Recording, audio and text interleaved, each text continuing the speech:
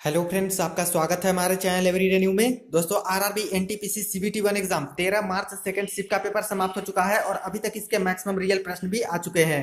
तो आइए आज की सेकंड शिफ्ट की फुल पेपर एनालिसिस देखते हैं। सबसे पहले बात करें कि आज की सेकंड शिफ्ट की पेपर कैसी आई है, यानी इसकी डिफिकल्टी लेवल कैसी रही है। तो देखिए, मैक्सिमम कैंडिडेट जिनसे मैंने रिव्यू लिए हैं उनके according second shift easy to moderate आया है। आज का फर्स्ट शिफ्ट भी दोस्तों इजी टू मॉडरेट आया था और सेकंड शिफ्ट भी इजी टू मॉडरेट रहे हैं। जो मैथमेटिक्स का सवाल पूछा गया है यहाँ पे ज्यादातर प्रश्न करने लायक थे। लगभग 3 से 4 प्रश्न यहाँ पे कैलकुलेटिव बताए जा रहे हैं जिसमें अच्छा खासा समय लगा है, बाकी करने लायक ही मैथमेटिक्स दिए हैं।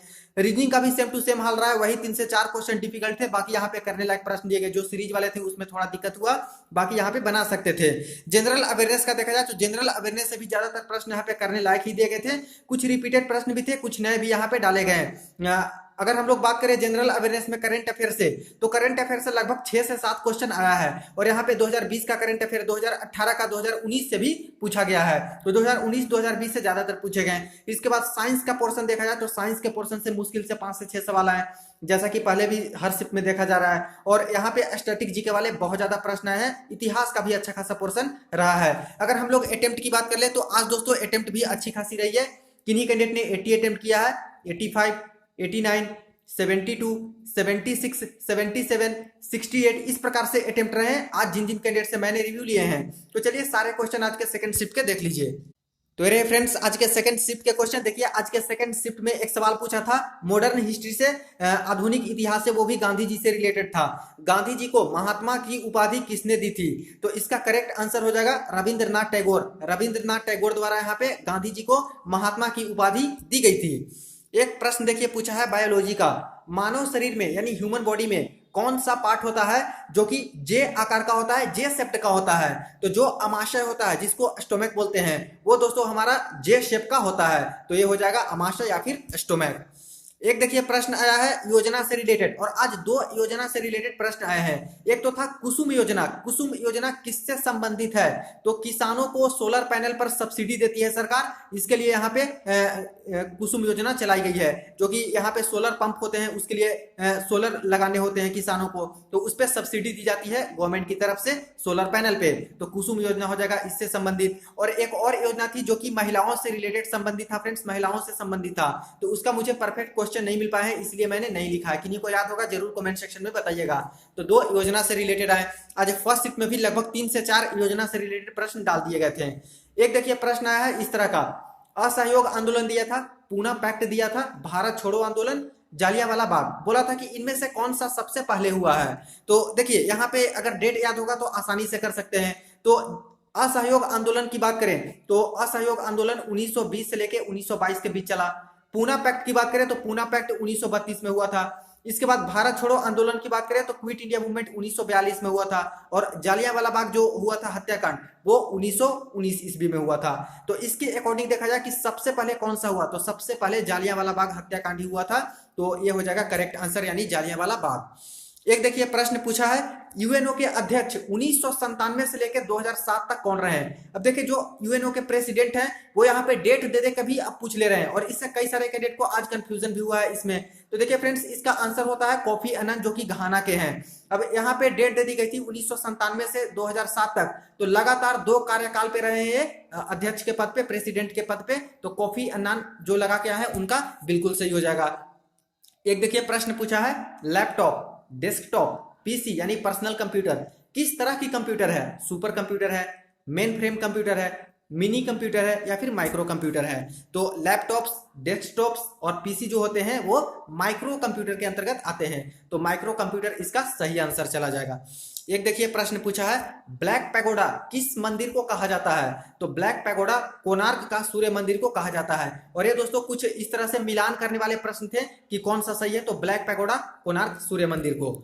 एक प्रश्न पूछा है भोजन की पाचन क्रिया, जो डाइजेस्टिव प्रोसेस होते हैं फूड का, वो कहां से शुरू होकर कहां समाप्त होती है? तो माउथ से स्टार्ट होता है, मुख से स्टार्ट होता है, और छोटी आंत यानी स्मॉल इंटेस्टाइन तक चलती है। तो मुख से लेकर छोटी आंत तक। एक प्रश्न देखिए पूछा गया है फ्रेंड्स, इसमें से कौन सा सुमेलित है, यानी कौन सा सही है ये बताना है। कुश्ती दिया गया था मैरी कॉम का, एक गलत हो जाएगा क्योंकि ये बॉक्सिंग से है, मुक्केबाजी से है। मिताली राज का दिया था शूटिंग, ये भी गलत हो जाएगा क्योंकि ये क्रिकेटर हैं। अभिनव बिंद्रा का दिया गया था शूटिंग, तो एक करेक्ट चला जाएगा। तो सुमेलित कौन है, तो अभिनव बिंद्रा का शूटिंग।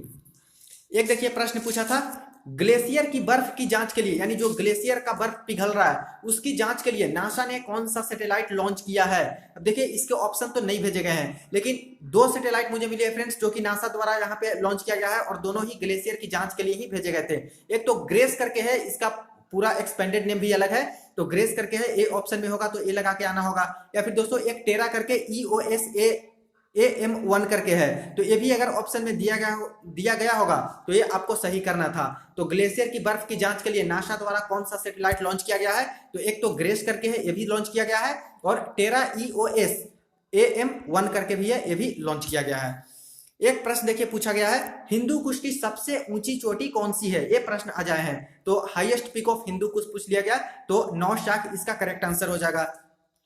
एक देखिए हिमालय से रिलेटेड ही प्रश्न आया है, जो तिस्ता और दिहांग नदी है उसके बीच की जो हिमालय है उसको क्या बोलते हैं, पंजाब हिमालय, नेपाल हिमालय या फिर असम हिमालय। तो जो हिमालय का पार्ट तिस्ता और दिहांग नदी के बीच में है उसे बोलते हैं असम हिमालय, तो असम हिमालय करेक्ट आंसर। एक देखिए प्रश्न पूछा है मीठे पानी की सबसे बड़ी कृत्रिम झील कौन सी है, वहां पे ऑप्शन में वूलर झील था, तो करेक्ट आंसर हो जाएगा वूलर झील।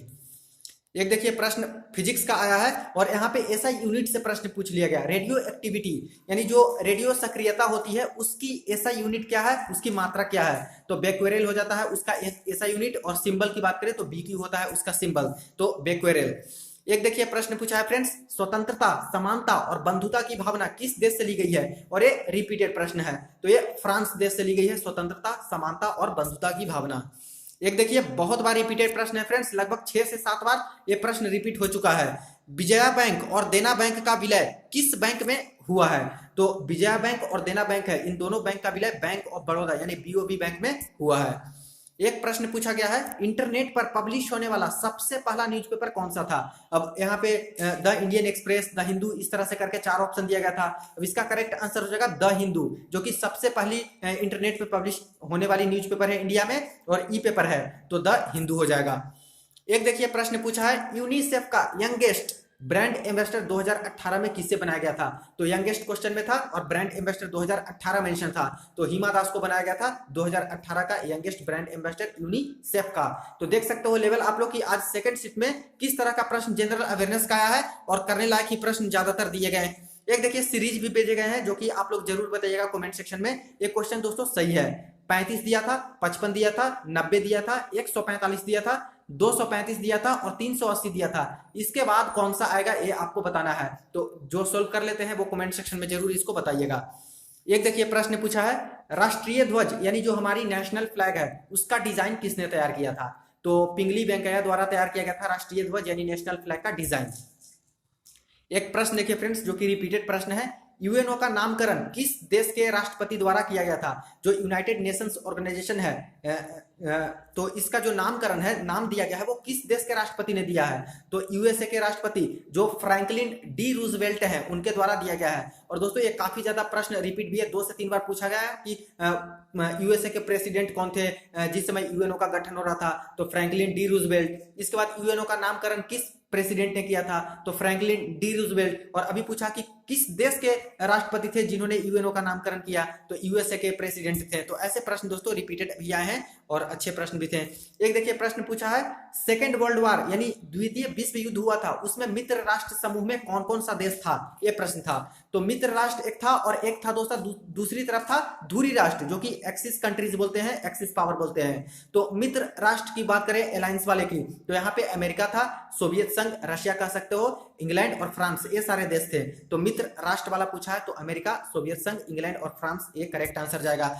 आगे आने वाले सीट में हो सकता है कि धुरी राष्ट्र भी पूछ सकता है, तो देख लीजिए एक्सिस पावर में बात करें तो जर्मनी, इटली और जापान था। तो ये सारे मेन देश थे जो कि इस तरफ से लड़ रहे थे।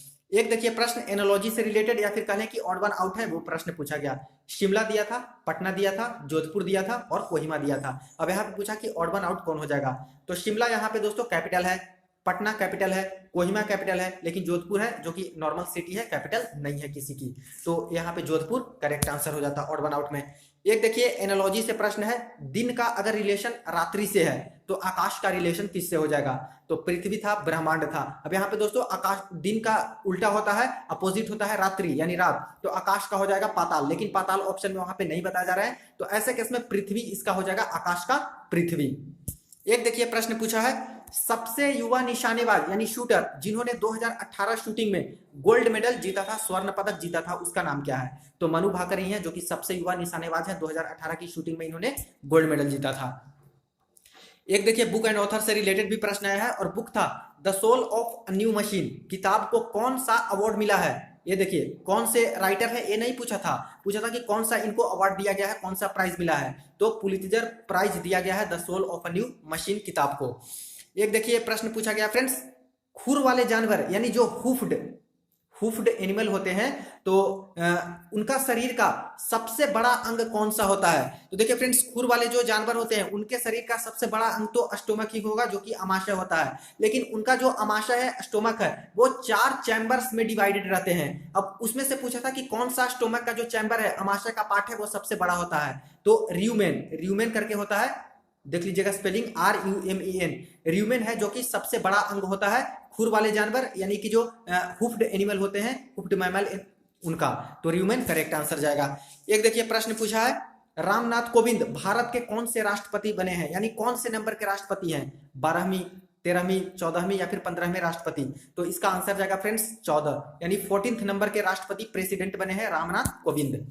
एक देखिए प्रश्न पूछा गया है, ऑस्ट्रेलिया में आने वाले चक्रवात यानी साइक्लोन को क्या कहते हैं? और एक क्वेश्चन भेजा गया है कि उत्तर पूर्व में उष्णकटिबंधीय चक्रवात को क्या कहते हैं? अब देखिए ऑस्ट्रेलिया में अगर पूछा गया होगा तो ऐसे केस में दोस्तों हो जाएगा टोर्नेडो बोलते हैं, जो कि ऑस्ट्रेलिया में चक्रवात आते हैं। और अगर ये प्रश्न पूछा गया होगा कि उत्तर पूर्व से उष्णकटिबंधीय चक्रवात को क्या कहते हैं, जो चक्रवात आता है उत्तर पूर्व से, उसे बोलेंगे टाइफून। तो देख लीजिएगा ज्यादातर चांस है फ्रेंड्स कि यही प्रश्न पूछा गया होगा, क्योंकि 2-3 कैंडिडेट द्वारा यही प्रश्न बोले गए हैं और 1-2 कैंडिडेट द्वारा ये बोले गए। तो देख लीजिए उत्तर पूर्व उष्णकटिबंधीय टाइफून, और ऑस्ट्रेलिया का जो चक्रवात होता है उसे बोलते हैं टोर्नेडो। एक देखिए प्रश्न पूछा है, कौन सा संग्रहालय यानी कि म्यूजियम है जो कि केरल में है? अब यहाँ पे 4 ऑप्शन था फ्रेंड्स, उसमें एक नेपियर म्यूजियम भी दिया गया था, नेपियर संग्रहालय। तो ये जो लगा क्या है उनका बिल्कुल सही हो जाएगा, नेपियर म्यूजियम है जो कि केरल में सिचुएटेड है, यानी केरल में है। तो केरला में कौन होगा? नेपियर म्यूजियम यानी नेपियर संग्रहालय। एक देखिए प्रश्न पूछा है, DRDO ने बॉम्ब डिफ्यूज करने के लिए क्या बनाया है? वज्र, सुरक्षा या फिर दक्ष? तो दोस्तों जो DRDO है वो बॉम्ब डिफ्यूज करने के लिए दक्ष बनाई है, दक्ष। तो ये करेक्ट आंसर हो जाएगा। तो देख सकते हो आप लोग कि लेवल किस तरह से मेंटेन किया गया है। यहाँ पे ज्यादातर प्रश्न करने लायक थे, कुछ नए भी प्रश्न डाले गए, कुछ दोस्तों डिफिकल्ट लेवल भी डाले गए थे। मैथमेटिक्स की बात करें तो मैथमेटिक्स आज की इजी टू मॉडरेट बताई जा रही है, रीजनिंग भी इजी टू मॉडरेट बताई जा रही है। देखिए ट्रिगोनोमेट्री से मात्र एक सवाल आया है और वो भी हाइट एंड डिस्टेंस का पूछ लिया गया, सिंपल लेवल था। मेंसुरेशन से मात्र एक सवाल, ज्योमेट्री से एक क्वेश्चन आया, प्रॉफिट लॉस की बात करें तो 3 सवाल, SI CI वाले 2 क्वेश्चन आए, LCM HCF देखा जाए फ्रेंड्स तो 1 क्वेश्चन, नंबर सिस्टम से 4 सवाल आज पूछे गए हैं, वो भी ज्यादा हार्ड नहीं था। सिंप्लीफिकेशन से 2 से 3 सवाल आए हैं बोर्ड मास को मिला के, मीन मीडियन मोड का एक भी क्वेश्चन नहीं बताया जा रहा है। DI की बात करें तो 4 DI आज आए हैं, प्रोबेबिलिटी से दोस्तों 2 सवाल आज आया है। टाइम एंड वर्क की बात करें तो 2 क्वेश्चन आए हैं, कल भी प्रोबेबिलिटी से 2 सवाल आए थे। स्पीड टाइम डिस्टेंस की बात करें तो 1 क्वेश्चन आया है, परमुटेशन कॉम्बिनेशन से एक भी क्वेश्चन नहीं आया। रीजनिंग की बात कर ले तो रीजनिंग में देखिए कथन निष्कर्ष पूर्व धारणा से रिलेटेड 3 सवाल आए, सिलोगिज्म वाले 2 सवाल आए, कोडिंग डिकोडिंग 3 से 4 सवाल, सीरीज वाले 3 क्वेश्चन आए, ब्लड रिलेशन से एक भी सवाल नहीं बताया जा रहा है। डायरेक्शन की बात करें, दिशा परीक्षण की तो 1 सवाल, अल्फाबेटिकल और मिसिंग नंबर से रिलेटेड 2 सवाल लगभग, एनालॉजी और ऑड वन आउट से 2 से 3 सवाल पूछे गए, मैथमेटिकल ऑपरेशन से 1 सवाल आए हैं, एक कैलेंडर से भी आज सवाल पूछा गया और वो भी इजी लेवल का कैलेंडर से सवाल पूछा गया। देखिए सवाल था 15 मार्च 2015 को सोमवार है यानी कि मंडे है, तो 17 जुलाई 2015 को कौन सा दिन होगा? तो दोनों 2015 है और यहाँ पे 2015 है और 15 मार्च और 17 जुलाई से पूछा, इस तरह से रिलेट करके, तो कैलेंडर से ये सवाल आज पूछे गए हैं। तो ये फ्रेंड्स आज की सेकंड शिफ्ट की पेपर एनालिसिस वीडियो को ज्यादा से ज्यादा दोस्तों के साथ आप लोग जरूर शेयर कर दीजिएगा और चैनल को सब्सक्राइब कर दीजिएगा 100% रियल एनालिसिस के लिए और रेलवे भर्ती की पल पल की अपडेट के लिए।